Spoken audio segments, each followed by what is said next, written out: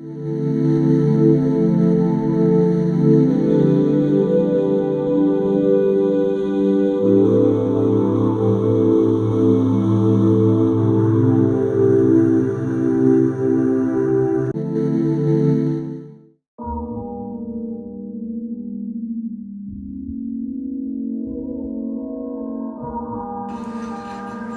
is not only okay, but it's necessary. The block's hot with iron, shots fired, the body drops quiet, mom's tripping, people stop snitching and they started lying. We get high, and the gun is our co-pilot as we raise it high enough before another soul rises. No soul minded, the streets are whack with dope prices, get it for the low and the get to know. I was at home getting ready to put my baby to sleep when I got that text that he was shot. And I was just hoping and wishing and praying that it would just be something minor. I mean, Elijah, he was the life of the party. Whether there was a party or not, that's just who he was. Full of life, energetic, live life to the fullest. I mean, I would say he lived it like it would be his last and just enjoying it. Jacob was turning out to be a good worker. He asked me when I was going to teach him to drive. And can't do that now. But Zach, he comes and tells me that, he misses Jacob. Things aren't the same. It's boring now without Jacob. And, we all question why. Why wasn't Jacob? I don't watch the news because there's nothing new, but there's always something to improve. Stay with God and make a move. I don't have the right words, just the right intentions. The world is an iceberg, we need the right conditions. Sirens are blaring, stretchers are carrying, shovels burying, mothers are weak and fathers defeated through the last. It was like a game, like Call of Duty game. It ain't like, it was just shots fired. Like all you just hear is shots, you know what I mean? It was scary.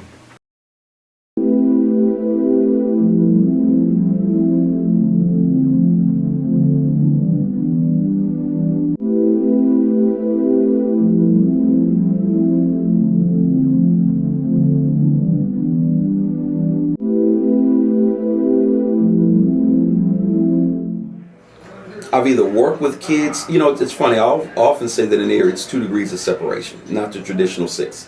I make the speech everywhere I go because I think for people that aren't really aware of that, they don't really get it. And so for many of these homicide victims, either I'm related to, or I'm friends of the family of, or they've come through my program. Shakur Franklin was murdered. He's one of the 16-year-olds that was murdered at that party. He was one of my Kids Club kids. Elijah Jackson was one of our teen center teens here. Several other victims were cousins and family members of mine.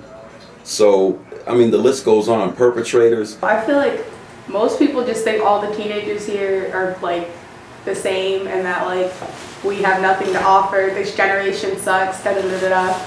But then not all the teenagers are the same.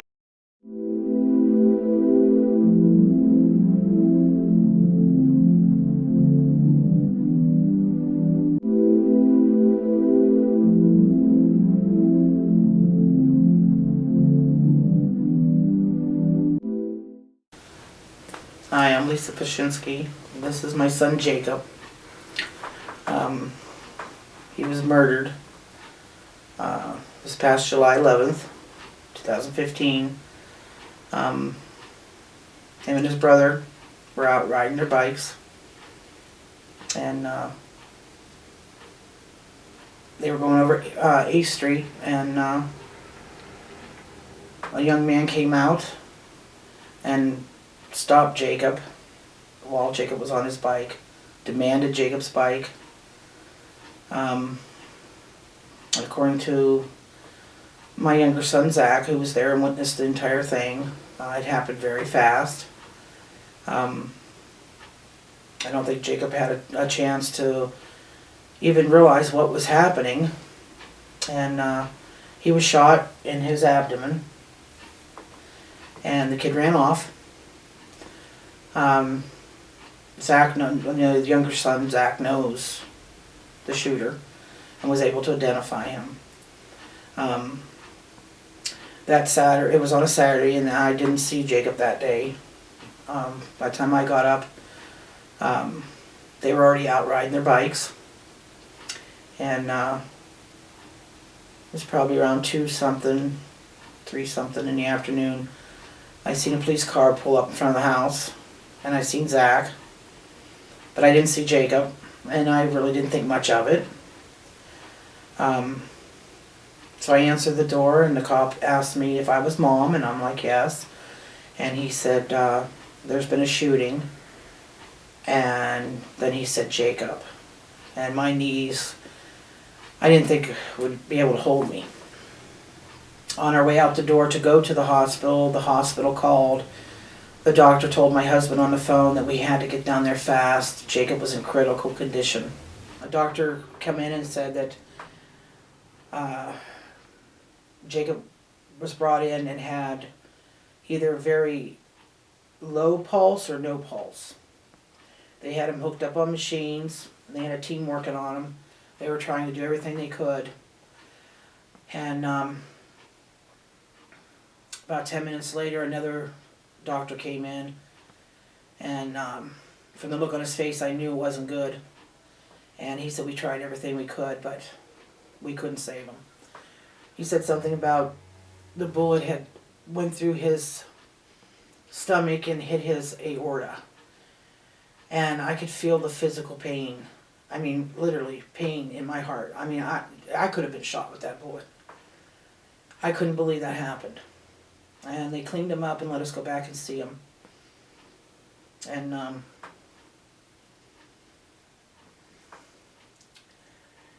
we said goodbye. Hi, my name is Mary Kirkland. I'm the mother of Shakur Franklin. My son was murdered July 24th.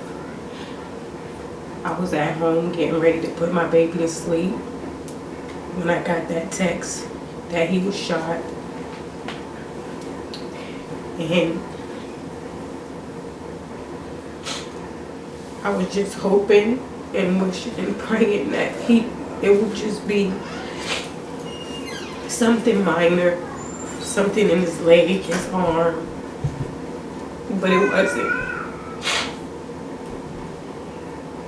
And ever since then, my family has been through hell and back. I don't know if I'm ever gonna be able to cope with it. Well, I haven't been coping with it well at all. I'm trying to do a little better. I miss my son so much. The house doesn't seem the same anymore without him, because he'd always be around here playing, laughing, dancing. He loved to dance. He loved to dress. He liked to rap. He loved being around people. He didn't like to get into any altercations. It's just different without him around. His sisters and brothers, they miss him so much. It's so hard every day, you know, waking up, knowing that he's not coming back and I'll never hear his voice again. I'm Vanessa Belen.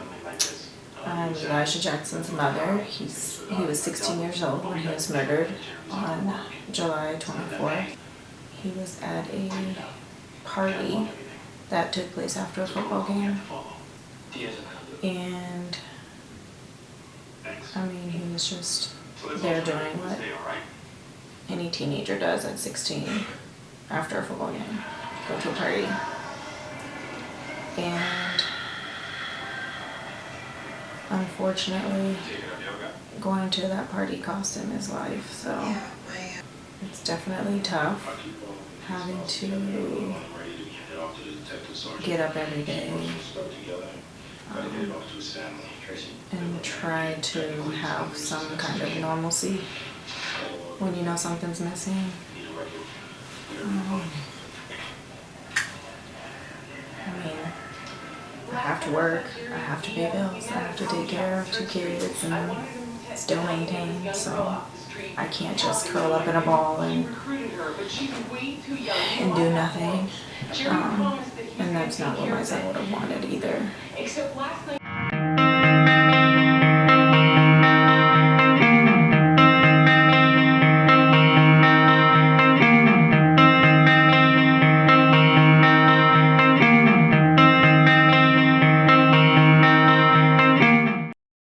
I'm mad that it was my kid.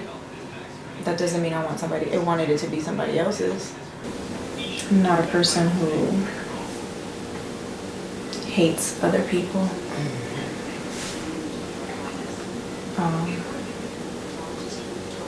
That's just too much energy that's taken to do that. I hate what was done, and I hate that I lost my son. Because we're not bad kids, you know. They trying to stop violence too. I mean, we stopped violence for ourselves. Violence stopped with us. It was just crossfire. So we got caught in the crossfire. We running. And that's the crazy part. Like it was our peoples got hit. Like They the ones that died. Beef like, related. No, Like and no, it nothing just related happened to to that. be. They just Nothing happened to related. be both of our peoples that we ended up going to the party with. You know what I mean? Like we was chilling with. We just got. It's crazy, man. It's like a game, like Call of Duty game. You know what I mean? Like it was just shots fired. Like all you just hear is shots. You know what I mean? It was scary. I don't hear that on a daily basis, so it's like. Terrifying. There are a lot of questions in our community and other communities around, a variety of social ills and social challenges. For example, poverty, homelessness, violence is a really, really big problem in our community and in many communities around the country. And it affects all of us. Some people would like to believe that it doesn't have a direct effect on them, or it does not, because maybe someone in their family isn't involved and doesn't seem to be involved or connected. But the truth of the matter is we're all one community, whether locally or globally, we're all one. And none of us can be as good as we should be. But the whole human family isn't as good as it can be if any of us are not reaching our highest potential and our best self. And so poverty, homelessness, violence, low thinking, it makes it so that none of us are able to be our best.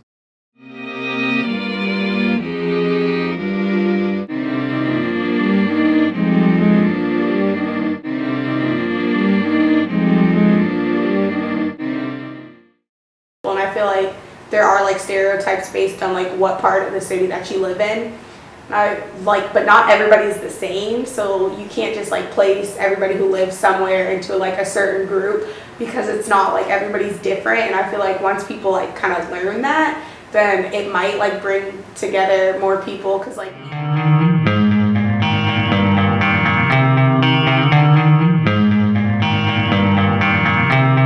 I don't care whether you're black, white, rich or poor, educated or illiterate, whether you come from the east side or the west side, we're all one family, we're all one community. And that I ride my bike through 7th and Wallace and Reed and Ash in those high-risk areas or places that have been deemed to be high risk or high threat. And what I find over there are wonderful, wonderful, wonderful people and wonderful, wonderful, wonderful families who want the same things that the people on the other side of Green Garden want. And so I find the tale of two cities. And most of the people don't even know what goes on. The people on the other side of town don't even know what goes on outside of what they read. East side, west side. We all the sides together. We all grew up together. I bet half of them grew up together. Because I know I grew up with some people. You know? It's just stop the violence. Stop. You said it too many times. Stop the violence. One time.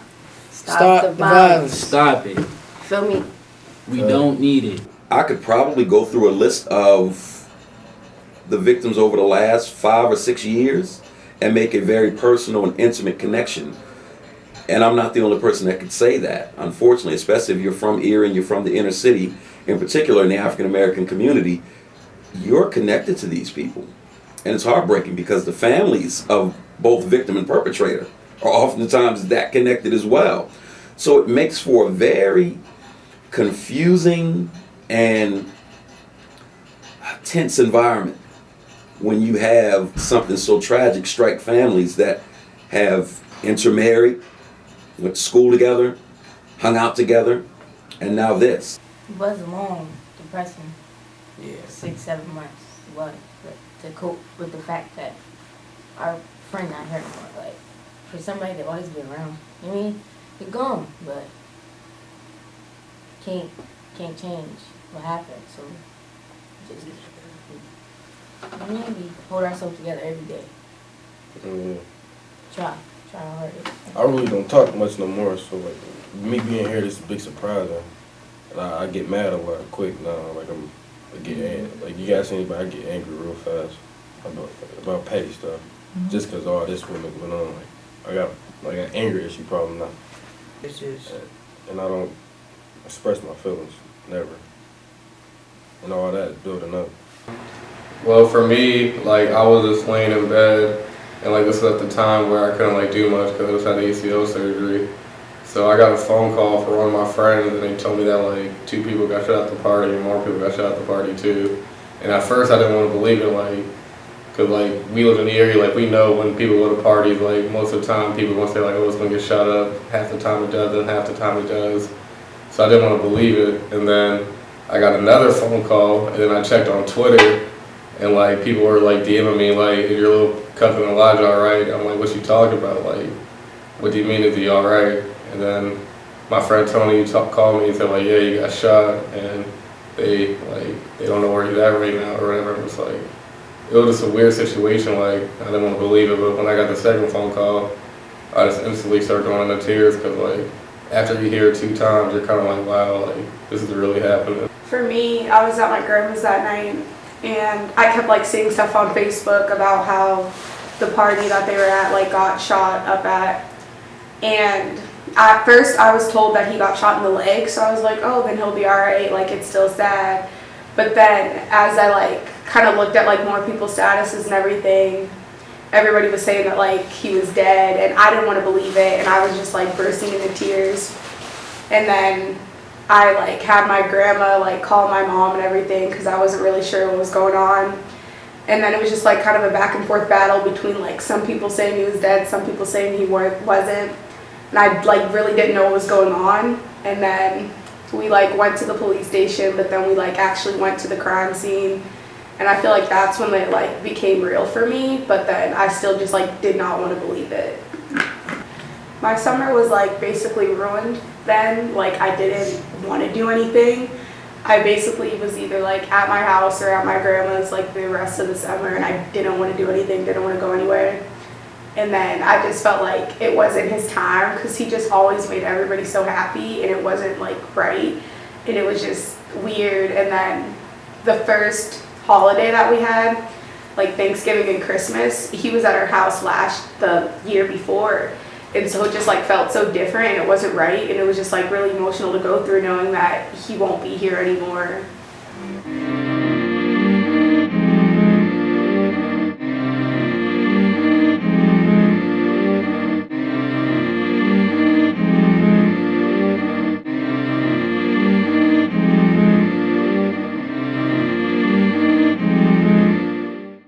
He was coming in to be a fine young man. And it's hard on Zach.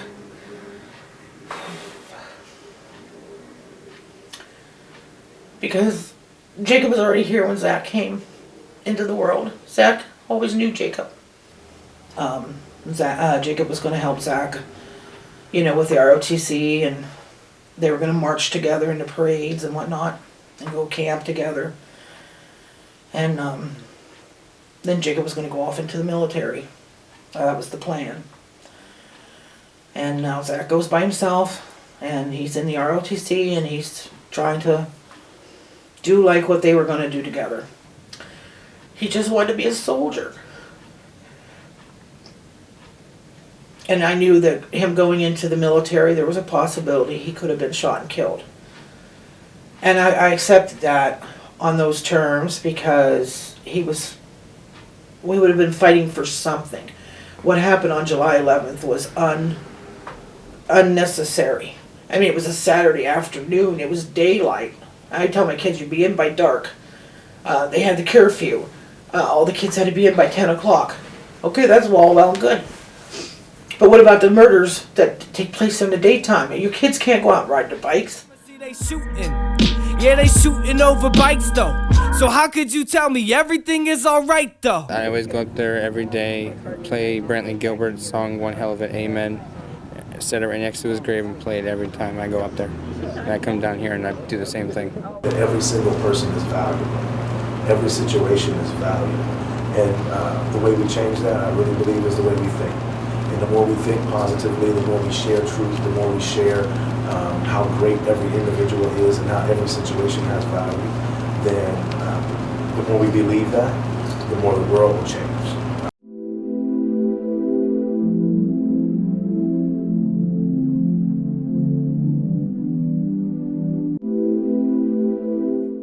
And I believe that a lot of the actors in this violence spiral are young people, regardless of color, who have not attained the kind of quality education that would give them another way out, or give them ways out, or other options than the antisocial behavior that has led many of them to the activity that they participate in.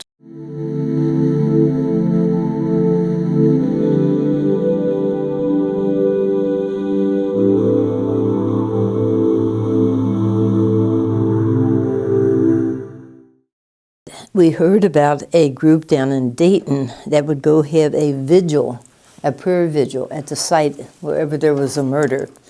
And I thought that was a wonderful thing to do.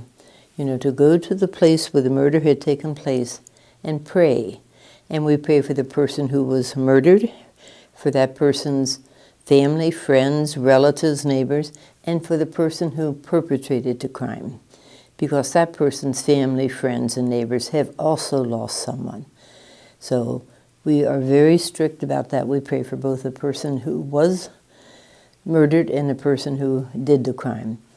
And we started these in January of 2000, and we just had our 91st one since January 2000. In a nice little city like Erie, there have been 91 murders, and most of them by guns. Very few in any other way. And when I first came to Erie, people would say, well, what's Erie like? And I said, it's a big little country town. And I can't say that anymore. It has become so violent. I mean, they're just like, there's a lot of guns in Erie that are floating around, and, you know, when you shoot, a bullet doesn't have a name, so anybody can get hit. And, like, people are dying off of guns, like, not in this city every day, but, like, in other cities, this every day, and, like, this city is becoming more and more rapid. Like, you have to take responsibility for your actions, because there's going to be consequences regardless.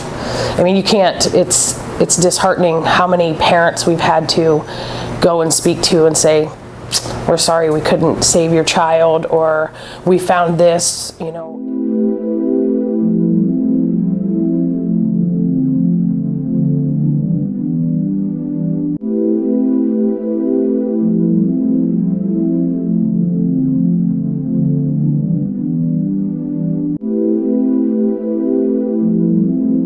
He was a good kid, like a good kid. He never got into one fight.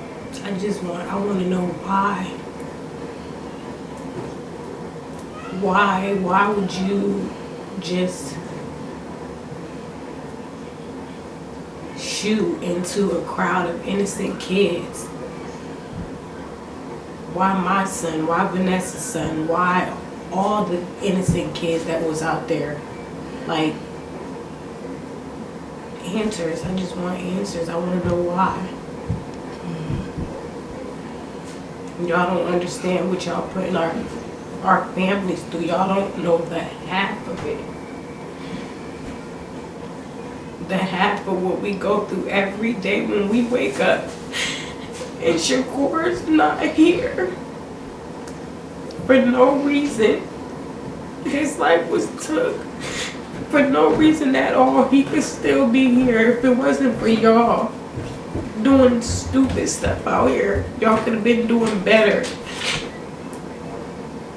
My life hasn't been the same since you left. It never will be.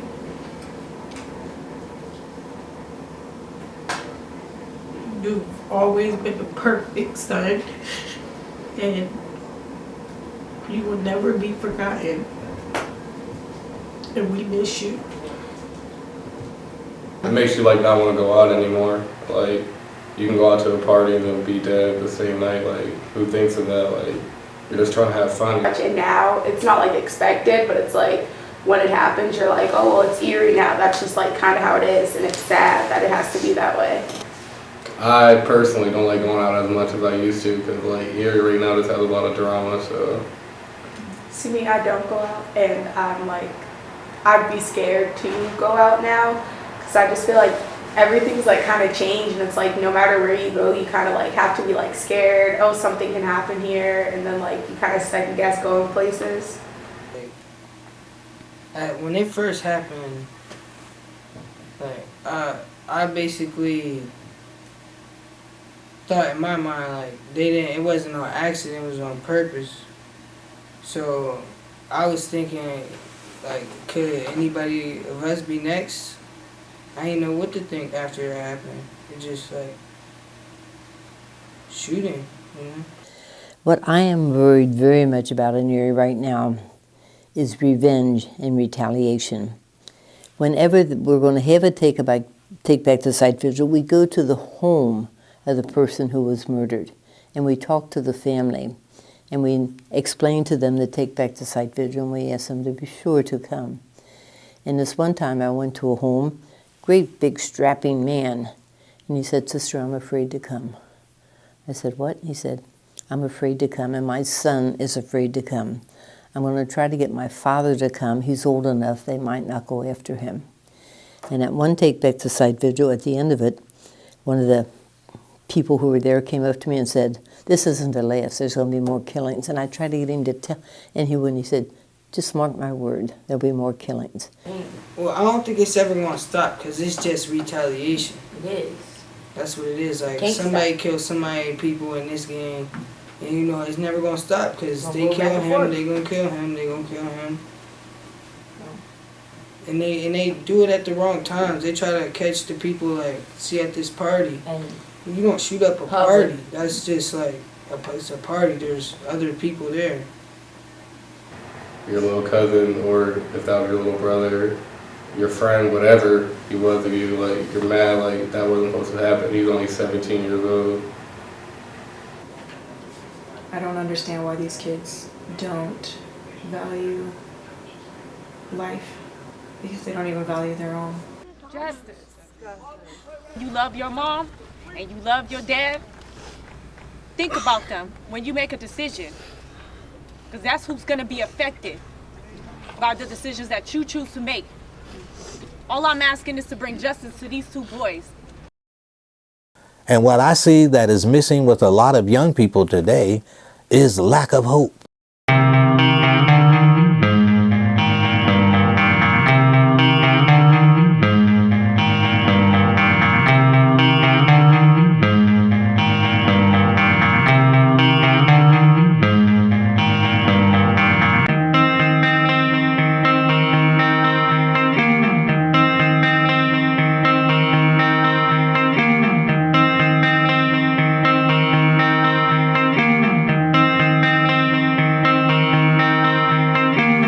How you gonna kill him and just act like you ain't do nothing? Walk around with us, go to school with us. We don't know who did it. Could be our neighbor, like. And my brother in the dirt because you missed who you was shooting at.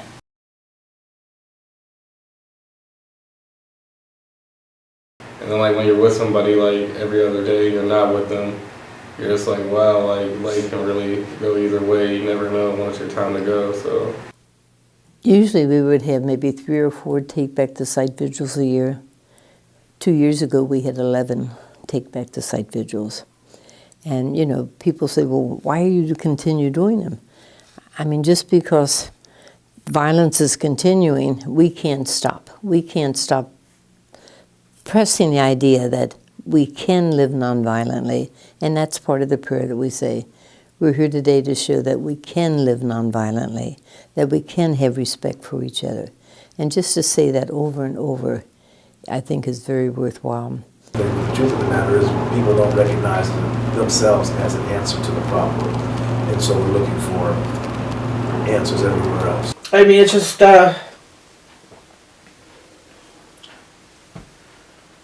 I don't know. I think there's just too much of it going on, and hopefully, you know, getting this out.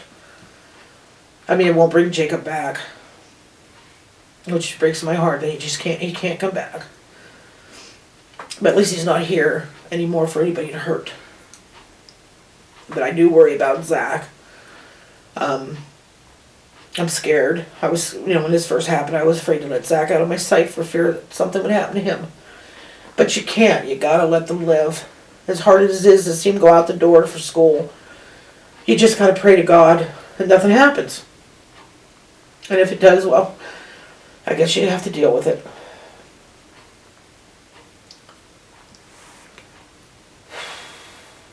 And I'm just praying that we get justice, and we get justice soon. It's been 6 months now, almost 7. And I just want justice and answers. My son, my youngest son, it affects him a lot because that was his only brother, his oldest brother, and he looked up to him. So he's affected by it a lot. I love you, Jacob. And I miss you. It's unbelievable. But someday, I guess I'll see you again. You're in God's army now. But we all love you and miss you. And we're so sorry that this happened to you.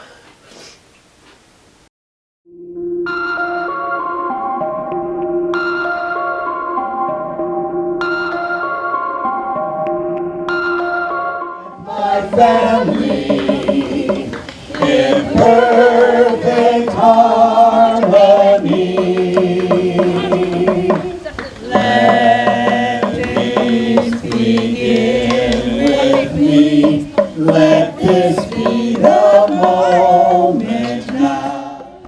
Family are we. Let me walk with my family in perfect harmony. Let peace begin with me. Let this be the moment now. With every step I take, let this be. Walking in the dead of night to find his son, his lost his life as a bizarre and some more senseless fight. Fearful knock at the door, parents falling to the floor with the news that their baby ain't coming home no more. While these bullets are flying, sons and daughters are dying, mothers and fathers are crying. Grievous times are trying, we owe it to our moms and pops who made the sacrifice. They heed what they said so that we can live our lives right. Cause they wanna see it succeed and make it in the world. Go on and see our own kids' lives up front. I think Erie needs to come together more because I feel like everybody's just like kind of like there's like kind of like different groups that are just around, like no one's like really together. It's not like no one like really represents Erie as a whole, and I feel like no one really like cares about Erie, and we should care to like make it better, make like more opportunities and everything like that. So I would like people to know that Erie has always been a very decent place. People are kind in Erie. You know, people always say it's a great place to raise a family. That 2 degrees of separation, I enjoy that, and it is a great place to raise a family. Spring and summertime especially. It is so hard for me to find a place that I enjoy as much as Erie. If nobody like wants to change, then yeah, it's gonna continue to it's gonna continue going on a downward slope. But like, if people want to change, if the city wants to change, it can change. But like, everyone has to contribute. Like, you can't do it alone. I mean, everybody has to come together. You know, nobody comes together, then it's just gonna be the same thing. Everyone's looking for answers and solutions to the problem, or to these problems. And a lot of times, we're looking for organizations, we're looking for government, we're looking for politics, we're looking for particular individuals to solve this problem. But the truth of the matter is it's dependent on every individual. Every single one of us is the answer. It's an old adage I used to say, looking for love in all the wrong places. And a lot of times we're looking for solutions to these situations and circumstances in all the wrong places. Anytime we look outside of ourselves to have solutions for the things that we're dealing with as individuals and as a community, we're looking in the wrong place. I hope that hope prevails. I pray that hope prevails over fear.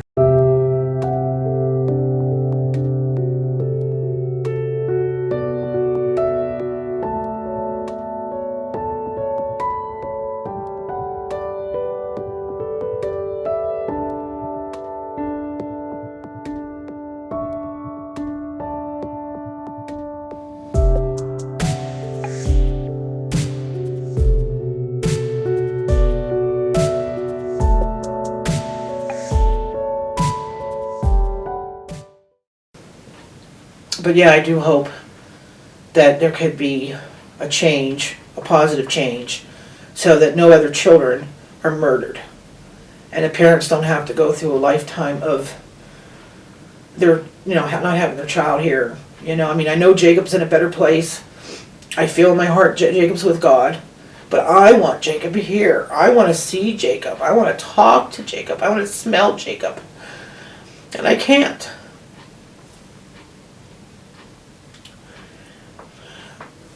And it's just, I can't believe it happened. I'm still like in a denial stage. It's like, I just can't believe he's gone. He's not going to come through the door.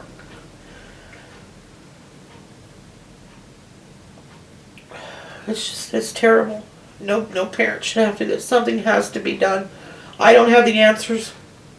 Boy, we are all actually in this together. And when we embrace that, things tend to turn out better. Mm-hmm. So in that respect, I'd like to see more of that. And I'm seeing, let me say that in a more positive manner, I am seeing more of that. And that also makes me hopeful. Be it city, county, rich or poor, black or white, new American, natural born citizen, we're all in this thing together. If we all work together and genuinely believed in our youth, we can make a difference for their future. Your life is just beginning. We still got so much ahead of us. Never know. Take it day by day. We still young. Stand in the lines, let's all be positive and not be mindless and be yourself. No matter what they say, be true to yourself is the one and only way. Don't bother the crowd and get misled.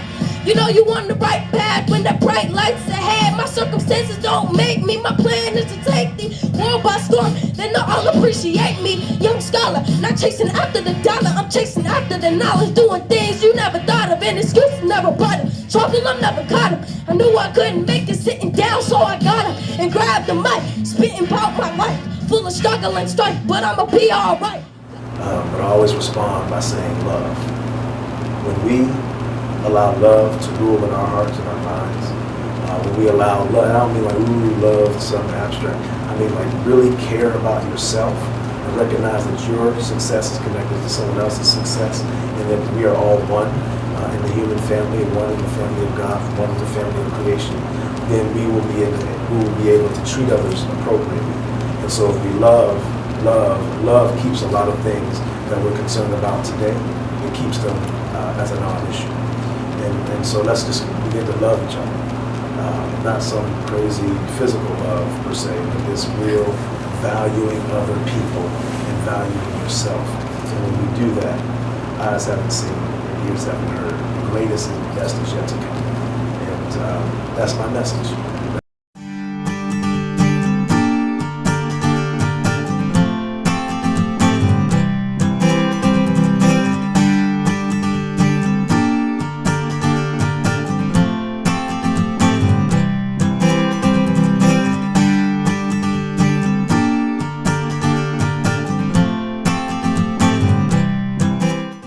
I believe in the next generation. I think that it's absolutely necessary right now in order for us to not only survive, but to thrive as a community. So embrace change. That would be my message. Even the young people that are involved in these violent lifestyles, for many of them, that's the message behind closed doors.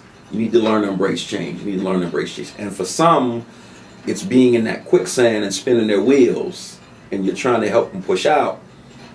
Sometimes you help push them out before it's too late, and sometimes in the process they get caught in that web, and either incarceration or death, ends up being something that they have to deal with. So change is something we have to embrace in here. Putting broken people back together and putting hope back into a hopeless situation. Hope and hopelessness is the challenge. We've got to do more things to give kids hope.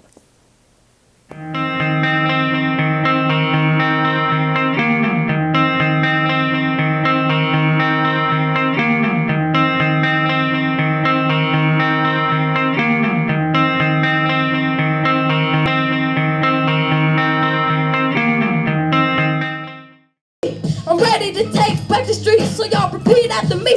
No justice, no peace. Let's end the violence in our streets. No justice, no peace. Let's end the violence in our streets. No justice, no peace. Let's end the violence in our streets. No justice, no peace. Let's end the violence in our streets. No justice, no peace. Let's end the violence in our streets. No justice.